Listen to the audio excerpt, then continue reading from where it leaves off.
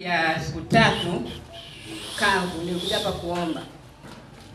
Yaani niliomba hapa kwa uchungu mkubwa sana. Baada ya kutoka hapa, yaani ilikuwa Jumapili ile. Jumatatu, Jumanne, Jumatano nikapiga simu. Hivi Upendo uko wapi? Nikamwambia nipo Shinyanga. Basi nikaambiwa unaweza kwenda sehemu fulani kufanya kazi. Nikasema hamna shida na nilikuwa sina kazi. Basi nikamwambia basi kesho njoo na barua yako na CV yako. Yaani nilienda, alafu ni ofisi ya serikali. Kwa jinsi umri wangu jinsi ulivyo, mnaniona? Yaani Mungu ametenda, yaani isivyokuwa kawaida. Unaona? Yaani sio kwa akili zangu wala kwa uwezo wangu.